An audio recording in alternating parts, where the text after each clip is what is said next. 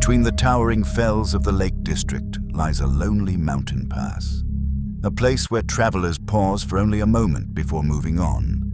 Most never notice the small pile of stones standing beside the road. Yet according to legend, a king lies buried beneath them. Not a king of England, not a king of Scotland, but the last king of a forgotten kingdom, a ruler who fought to keep his people free, and whose final resting place remains hidden beneath the mountains to this very day. This is the story of King Dunmail, the last king of Cumbria, from forgotten valleys, abandoned roads, and the oldest corners of Britain. Come stories half buried by time, stories passed from voice to voice, from candlelight whispers to warnings carried across generations. Some are history, some are legend, and some refuse to be forgotten. This is whispered lore and legend, long before England existed as we know it today. The Northwest was home to an ancient Celtic kingdom, known as Cumbria. Its people spoke a language closer to Welsh than English. Their culture stretched across the mountains and valleys that now form the Lake District and parts of southern Scotland. For centuries they survived between powerful neighbours. To the north stood the Scots. To the east rose the expanding kingdom of Northumbria, and later, the growing power of the English kings. Yet Cumbria endured. Its rulers governed from strongholds scattered among rivers, forests, and rugged hills.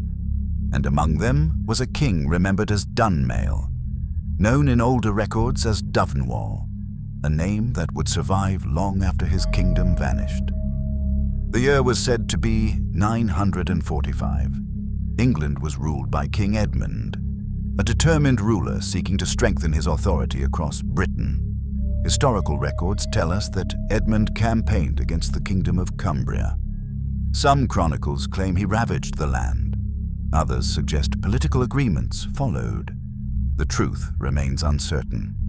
The early medieval world was often written by victors, and the voices of defeated kingdoms rarely survived. Yet local tradition tells a darker tale, a tale passed from generation to generation. According to legend, King Dunmail refused to submit. He gathered his warriors and made a final stand among the mountains. The place chosen for a battle was a narrow route through the fells. Today it is known as Dunmail Raise. The legend says Dunmail and his sons fought fiercely against invading forces. Steel met steel. War cries echoed between the hills, and blood stained the mountain streams. But the king's warriors were overwhelmed. One by one they fell, until Dunmail himself was struck down. Some versions claim his sons died beside him.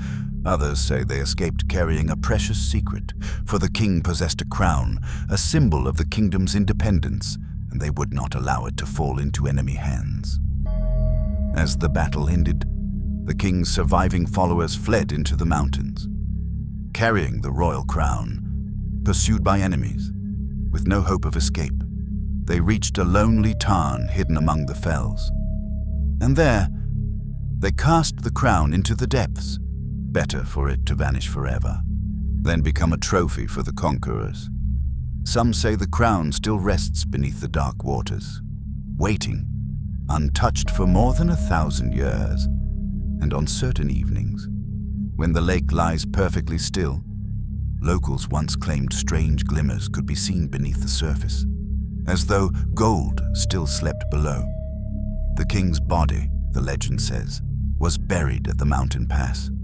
A cairn of stones was raised above him, and every traveler passing by added another stone to honor his memory. Over centuries, roads changed, empires rose and fell, the kingdom disappeared, yet the cairn remained. Today, a mound still stands beside the road at Dunmail Raise. Whether it truly marks the grave of King Dunmail, no one can say for certain. Archaeologists have never proven the legend. History and folklore blur together here, just as mist blends into the mountains. Perhaps King Dunmail was exactly as legend remembers, a ruler who died defending his kingdom. Or perhaps his story grew larger with every generation that retold it. Yet standing at Dunmail Raise on a silent evening, with the wind moving across the fells, it becomes easy to understand why the tale endured. Because some places seem to remember, and some legends refuse to disappear, even after 1,000 years. The story is based on local folklore and historical accounts. Details vary between sources, and may be part legend. If you enjoyed this tale of mystery, folklore, and haunting history, remember to subscribe for more dark legends from whispered lore and legend.